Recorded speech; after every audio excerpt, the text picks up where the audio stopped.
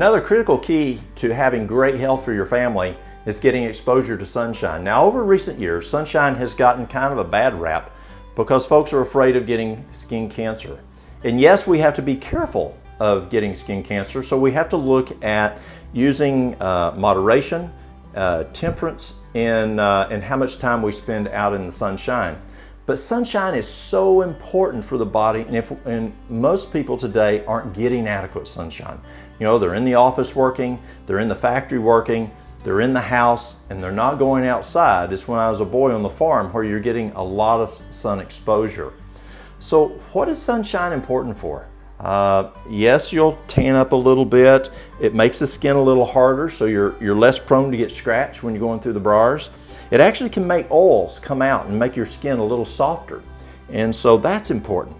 But there's two things that are really important. And the number one is vitamin D. Vitamin D is huge for the body. And we're seeing a lot of vitamin D deficiency out there today.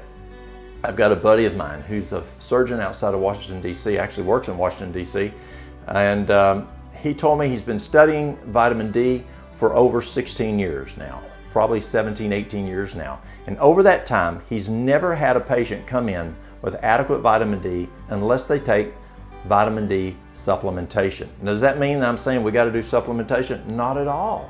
But if you're not getting sunshine, then yes, you need to take vitamin D supplementation. So what's vitamin D important for? Or how do we get vitamin D?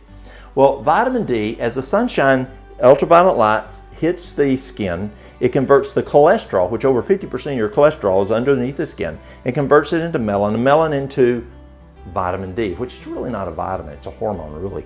But the sunshine converts the cholesterol ultimately into vitamin D. And what is that important for? Well, as we have learned as late, it's very important for our immune system. If you have a low vitamin D level, it actually can pull your immune system down. It's a direct relationship. So you push the vitamin D up, immune system comes up. Push the vitamin D down, it can pull the immune system down.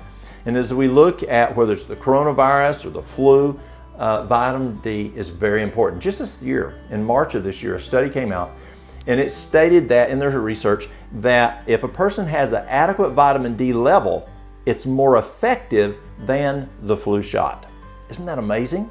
The way God made us, if we have just adequate vitamin D from being out in the sun and enjoying mowing the yard and growing our food out there, we're getting vitamin D and it can keep us from getting the flu or getting whatever kind of virus out there or sickness. So it's really important to have that adequate vitamin D level for the immune system. Another thing is for the HDL. Now the HDL is the good cholesterol, and the HDL is like a cop. It goes and gets the bad guy, the LDL, puts handcuffs on him and takes him back to jail to the liver.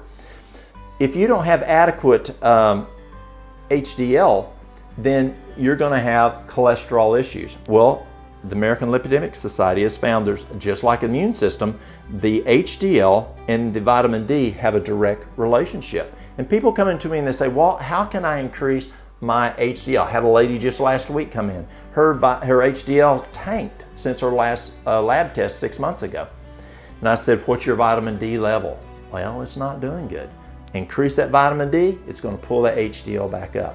We even find it with autism. We find that the major reason that boys are more prone to autism than girls, 5 to 1, research at Harvard found that that little boy, when he's 1.5 years old, if he doesn't have enough vitamin D, which is going to convert into serotonin, then he can have not enough serotonin, making him more prone to autism.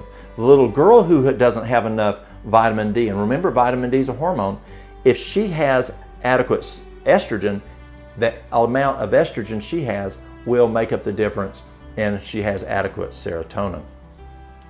So it's important, vitamin D is important for bone health. You're worried about getting osteoporosis, osteopenia. You're worried about your teeth.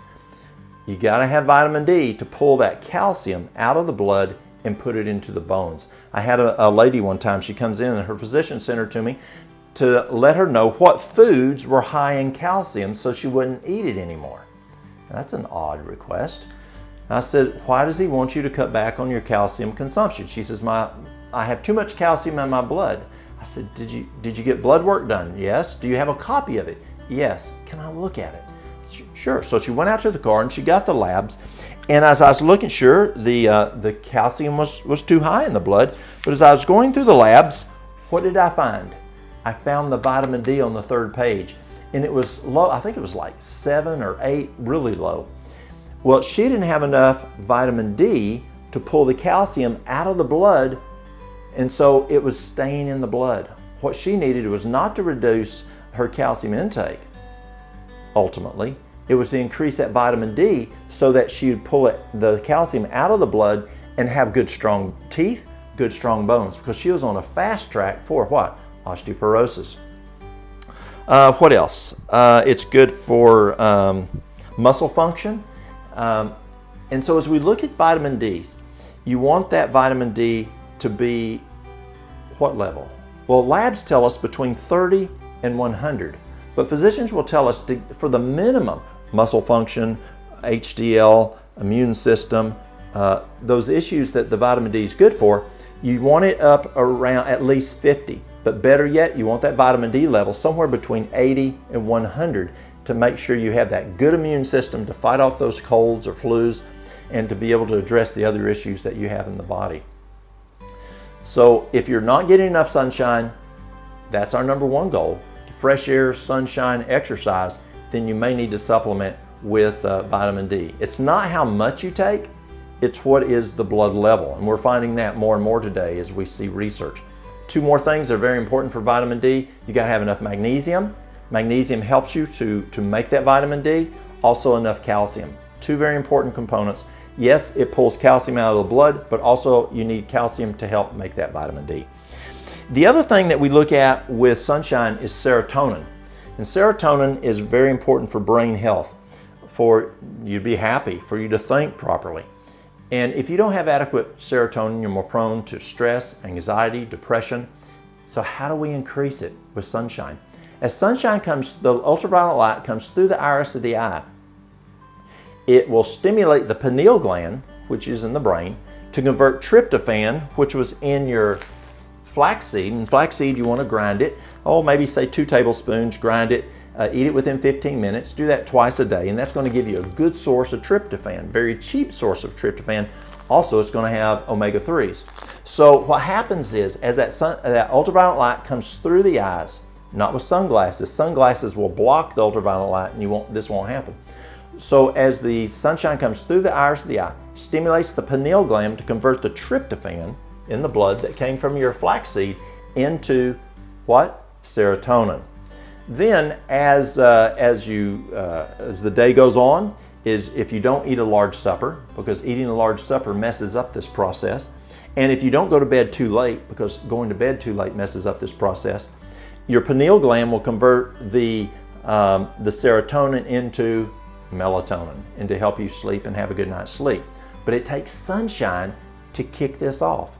And if you've heard of the SAD, that seasonal disorder, you get up in Alaska during the wintertime, that's because they don't have enough sunshine.